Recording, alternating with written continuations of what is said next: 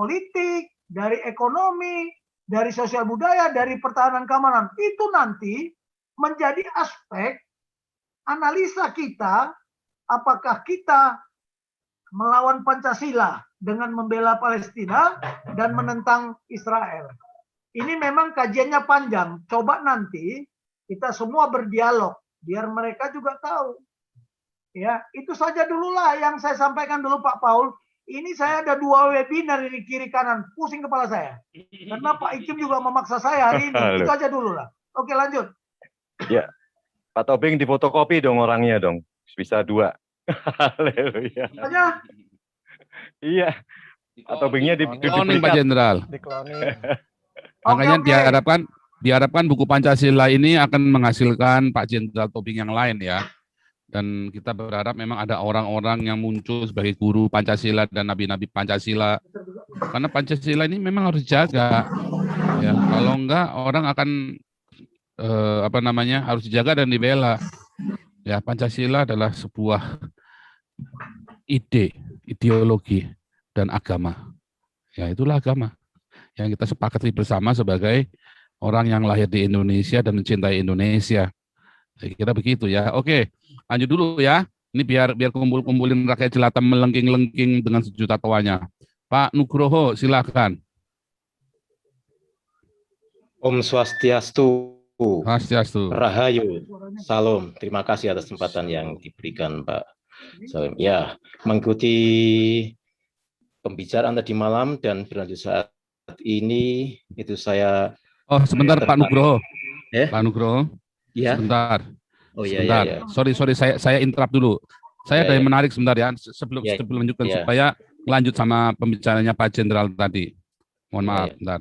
Saya mau interrupt dulu tadi, saya lupa nih. Nah ini ya. Ini ada artikel yang bagus sekali yang dikirim oleh seorang sahabat saya, sahabat lama saya. Ya, beliau kirim beberapa artikel, tapi ini yang cocok dengan tema hari ini.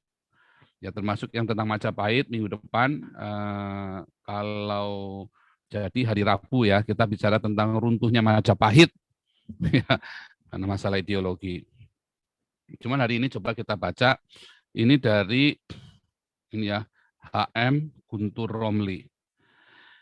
Soal penjajahan, kenapa hanya Israel yang disebut? Kemana AS Turki, Rusia, Inggris, Cina, Maroko? Kita lihat, ini kan orang-orang Indonesia, Menlu dan orang-orang Indonesia menghembuskan isu, termasuk si Haikal Hasan kemarin, tentang soal penjajahan. Kenapa hanya Israel yang disebut? Kemana Amerika, Turki, Rusia, Inggris, Cina, dan Maroko? Nah, ini biar besar ya. Nah, kutipan dari pembukaan UUD 45, kemerdekaan itu ialah hak segala bangsa, dan oleh sebab itu maka penjajahan di atas dunia harus dihapuskan. Sering dirujuk oleh mereka yang menolak penjajahan Israel atas tanah Palestina. Pernyataan UUD 45 itu sungguh luar biasa, meskipun tak sedikit politisi di Indonesia yang sekarang sering mengutipnya, tetap ada keinginan mengganti Undang-Undang Dasar 1945 dan Pancasila dengan sistem lain yang berlandaskan suatu agama. Sisi lain yang perlu dicermati adalah soal konsistensi dalam menerapkan syahadat para pendiri bangsa Indonesia yang mengaku kemerdekaan dan menolak penjajahan itu. Saya tak melihat konsistensi dari pihak-pihak yang saat ini sering mengutipnya. Apakah hanya Israel yang masih bisa disebut negara penjajah hingga saat ini? Kalau dia ngomong Israel penjajah pun saya bilang ini orang bodoh ya. Tapi anyway kita teruskan. Kalau membaca fakta, tak hanya Israel yang menyandang status sebagai penjajah satu wilayah. Ada banyak negara-negara lain, tapi kenapa tidak pernah disebut? Tetapi kenapa pemerintah Indonesia juga memiliki hubungan politik dan kerjasama dalam segala bidang dengan negara-negara penjajah itu? Adakah soal standar janda di sini? Saya ingin memberikan beberapa informasi terkait status penjajahan beberapa negara lain selain Israel. Contoh ini tidak untuk mengatakan bahwa penjajahan Israel itu bisa dibela karena menyodorkan suatu kesalahan untuk suatu kesalahan yang lain, hasilnya keduanya tetap salah.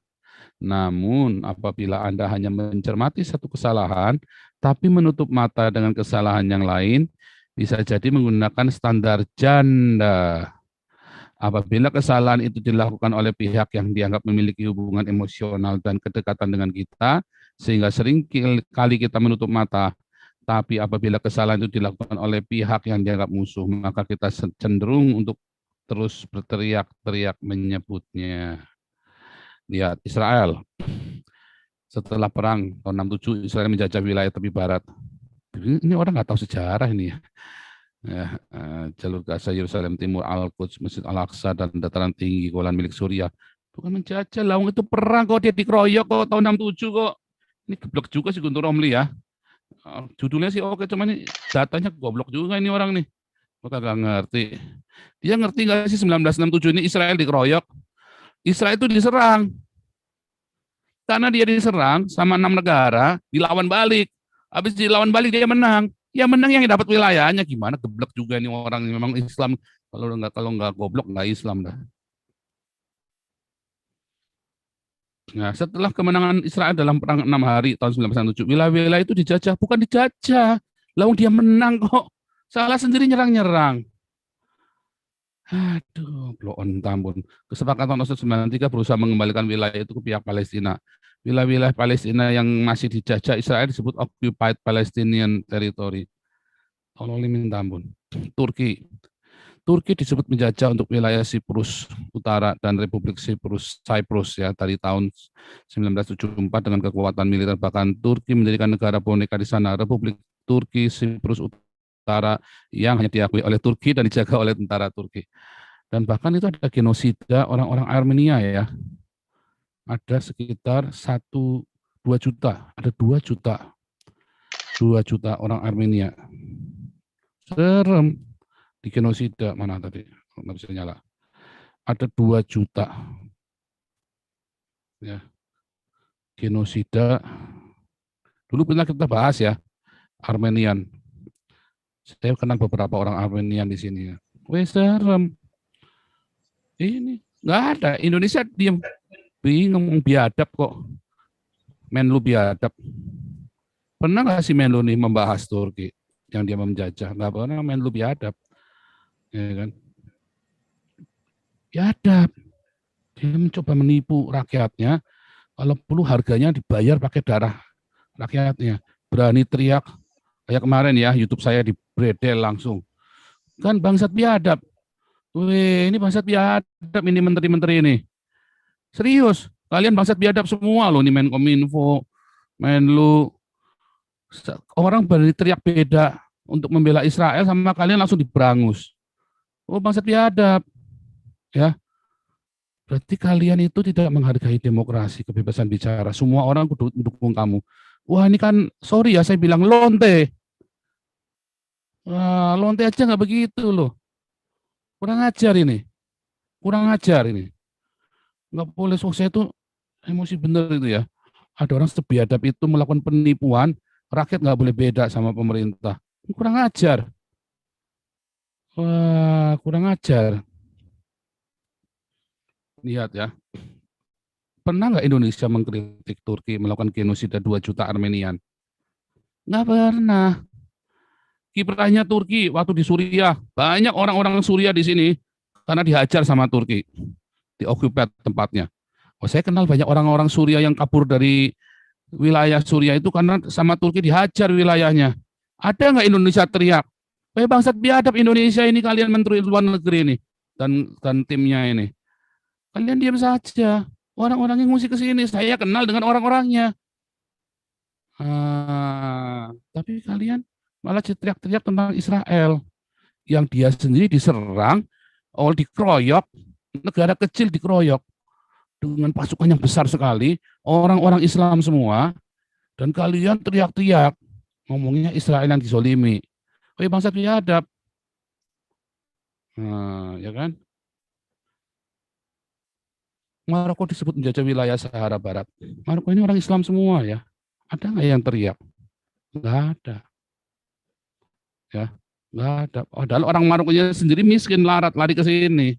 Dan di sini jadi masalah, nggak semua. Ya, tapi orang-orang ini jadi gangster, jadi apa di sini? Ya. Amerika Serikat invasi militer dan Guantanamo. Ya, nggak berani Indonesia. Rusia malah digadang-gadang, malah dibilang wah nanti Israel akan musuhan sama Rusia. Ya kan itu kan Rusia pasti akan membela Palestina dan Turki untuk menghancurkan Israel. Dan kalian bela nih ngerti siapa sih apa yang mereka lakukan? Ya Inggris termasuk ya kemarin ya, termasuk Cina. Satu lagi Indonesia itu kan disebut kan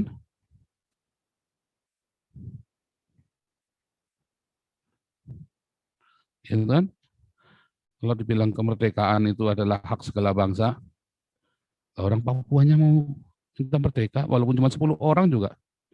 Walaupun cuma 10 orang, itu haknya mereka. Ya 10 orang dikasih merdeka.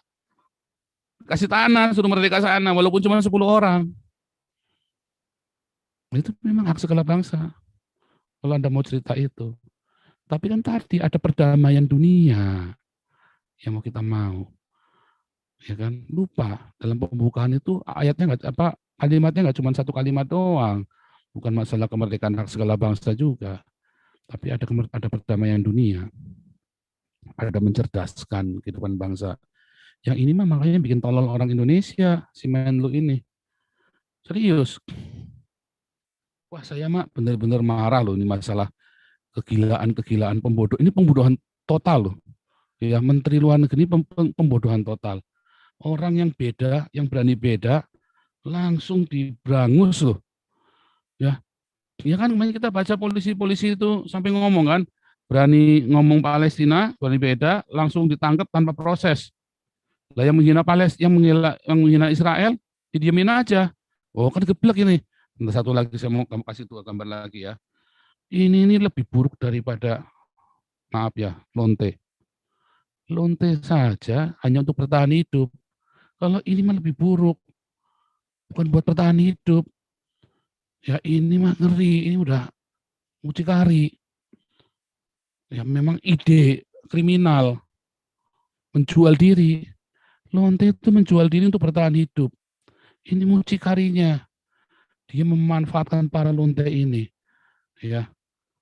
Sehingga tega ya bangsa ini didegradasi moralnya demi syahwatnya dia untuk berkuasa, untuk menjadi sekjen PBB kali atau menjadi apa. Wah ini menteri mah gila ini. Wah ini kalau ini biasa aja saya ngomongnya keras sekali ya, biar kalian dengar itu semua. Ngomong dengan kasar sekali dan keras sekali. Kalau ngomongnya baik-baik, ini mana dengar. Di Indonesia kalau Anda ngomong baik-baik nggak didengar.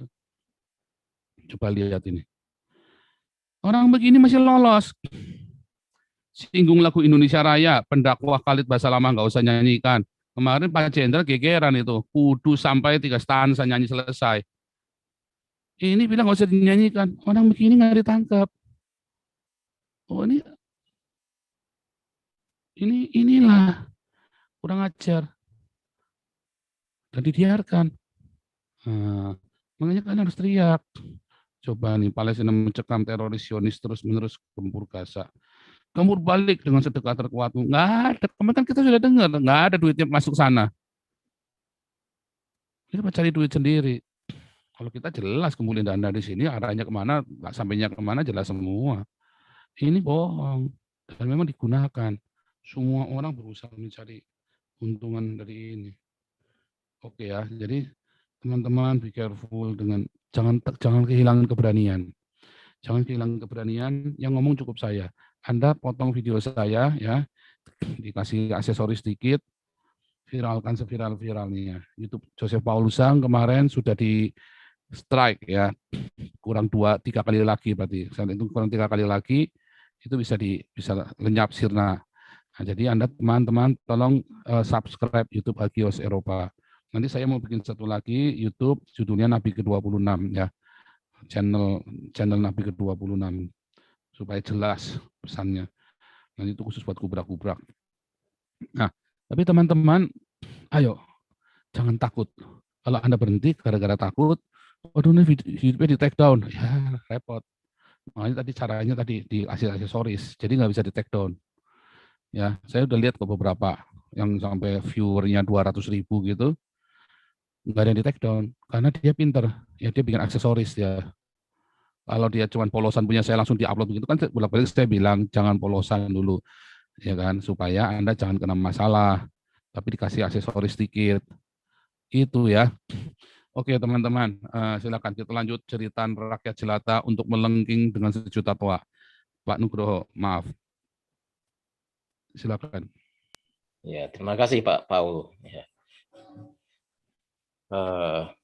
Konflik Palestina dalam hal ini Hamas dengan Israel itu nyatanya membelah bangsa Indonesia menjadi berkubu-kubu. Ada yang kubu membela Palestina mati-matian. Ya, sebetulnya yang dibela bukan Palestina, sebetulnya itu Hamas yang teroris. Nah, untuk itu sebagian besar rakyat Indonesia termasuk sikap pemerintah ternyata seperti itu juga. Nah, yang dalam pengambilan keputusan diyakini oleh Bapak dari analisa Pak Jenderal Tobing tadi tidak melalui proses tapi lebih banyak pada prosedur. Nah, untuk menguatkan pendapatnya, mereka juga berbagai pihak yang pro ke Palestina dalam hal ini tidak melihat sebetulnya itu bukan Palestina tapi Hamas yang teroris. Berbagai kebohongan telah dibuat, ya, narasi-narasi kebohongan dibuat dan akal logikanya, akal sehatnya kadang tidak jalan, ya, asal membuat kebohongan seperti tadi yang ditayangkan oleh dalam tayangan ini tadi Pak Paul menayangkan yang pertama kali, video pertama kali. Nah, tayangan-tayangan itu akan terus selalu ada. Dan kebohongan-kebohongan itu akan selalu dibuat. Sekali membuat kebohongan, akan menutupi kebohongan itu dengan buat kebohongan lain. Kebohongan lain itu juga akan ditutupi oleh kebohongan lain kalau nanti dikejar. Selalu seperti itu. Ya, logikanya bisa seperti itu. Nah, karena itu untuk melawannya ya kita harus membuat fakta-fakta yang benar, menyampaikan counternya fakta-fakta yang benar.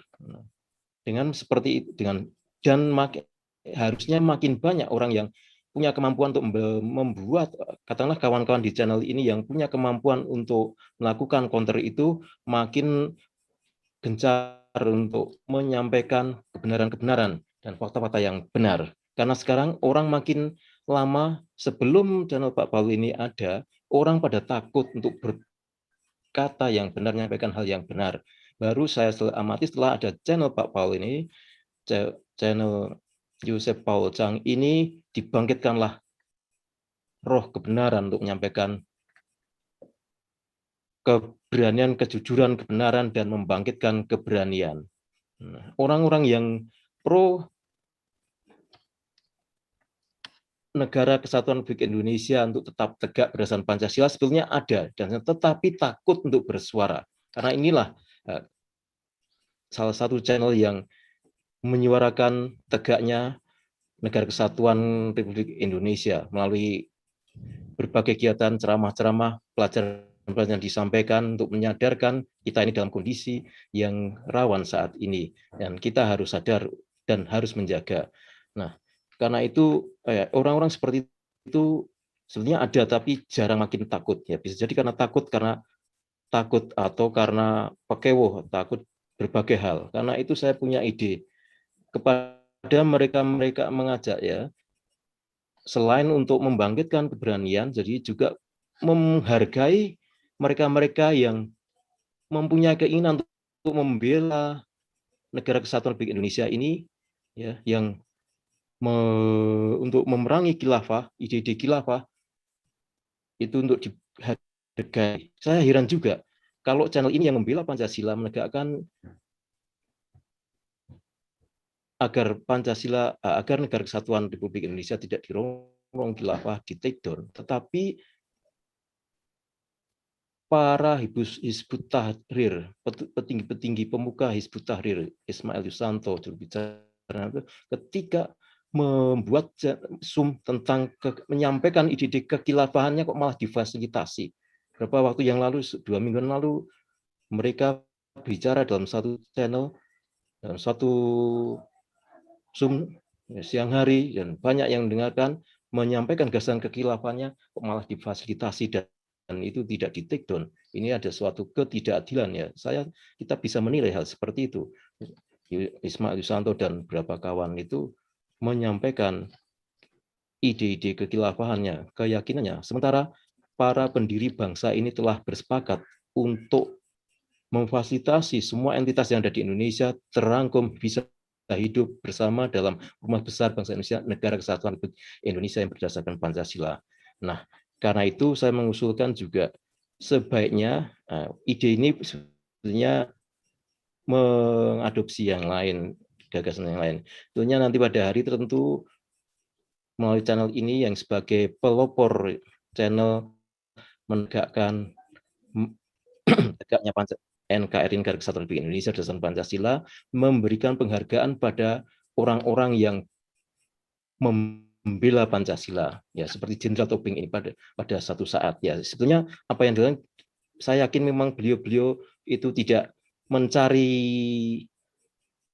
untuk dihargai seperti itu, karena yang lebih penting seperti Bapak Jenderal Tobing itu adalah legasi, warisan yang tinggalkan untuk generasi yang akan datang, ya dengan menerbitkan buku menegakkan Pancasila yang nanti yang sekarang sedang ditulis dan nantinya akan dibagikan secara gratis kepada berbagai pihak muda, milenial. Nah, itu kira-kira. Tapi saya yakin memang beliau tidak mencari hal penghargaan seperti itu. Tapi bisalah kalau dulu ada Yap Tiam Hin Award dan sebagainya. Nah, ini model seperti itu. Jadi mereka yang menegakkan Pancasila usaha dengan keras untuk menegakkan Negara Kesatuan Republik Indonesia yang berdasarkan Pancasila itu diberikan penghargaannya. Begitu Pak Paulo. Ya, saya yakin ini tidak. Udah balik lagi Pak. Ya, terima kasih itu saja dulu ya. Ya. Oke. Ya. Memang sulit Pak untuk membuat sebuah konklusi Pak. Jadi makanya saya menyarankan ditulis itu Pak. Orang-orang yang tidak bisa menyampaikan ide itu ditulis dengan urut, nanti ngomongnya jedes urutnya Pak, dan dia tahu berhenti terus ya begitu lagi terpoin. Iya, harus ditulis Pak, itu bagus. Dulu saya caranya nulis dulu ide-ide yang ditulis. Lanjut ya Pak Le Jawi Wetan. Pak Le Jawi Wetan mana nih? Salam semuanya. Salam untuk mati Pak Le. Iya. Wah ini nggak bisa nulis ya saya. Mana ini? Ya, jadi gini, Indonesia itu dilema tapi mengambil keputusan. Nah itu sama saja seperti kemarin. Dengan cepat dilema mengambil keputusan seperti channel Pak Paul juga gitu. Suara apa ini? Yang lain tolong di-mute semua kalau yang nggak bicara karena sakit sekali di kuping. Ya Pak Le dinyalakan lagi. Seperti kemarin itu, tahu-tahu channel Pak Paul ditutup lah, itu masih dilema. Kalau dilema jangan mengambil keputusan. Jadi kalau membantu ya kan, seandainya itu atas nama Indonesia nggak apa-apa. Terus yang dibantu jelas Palestina enggak apa-apa, masyarakat Indonesia. Tapi yang peduli di Indonesia itu kelompok tertentu. Kan demikian kemarin. Jadi kurang pas. Saya sebagai rakyat jelata ya enggak apa-apa kan, boleh-boleh aja. Berbeda dengan pandangan pemerintah karena diwakili oleh Pak Jokowi kan pemerintah. Jadi pemerintah harus hati-hati juga. Mosok kalah pinter Mbak Pak Le, pamai gitu loh. Jadi Pak Jenderal tadi itu, wah, Pak Tobing setuju sekali saya dengan beliau. Demikian, jadi supaya tidak dilema, harus membuka hubungan diplomatik dengan Israel. Bisa duduk di tengah, tidak memihak. Memangnya kalau disumbangkan ke Palestina yang notabene adalah kaum khilafah, bukan uangnya rakyat. Nah, di dalam kedilimaan mereka, akhirnya kan ada kelompok yang pro. Nah, demikian. Dengan khilafah. Khilafah ketemu khilafah. Indonesia yang sampai sekarang ideologinya masih Pancasila dan harus Pancasila. Kenapa nggak berani menuntaskan hal-hal yang demikian ini? Kenapa dianggap sunyi yang di Poso? Itu harus sampai sekarang itu sunyi sekali, betul sunyi itu. Nah, itu. Harapan saya sebagai rakyat jelata, Indonesia harus semakin cerdas menyikapi apapun yang terjadi di dunia biar tidak ditertawakan.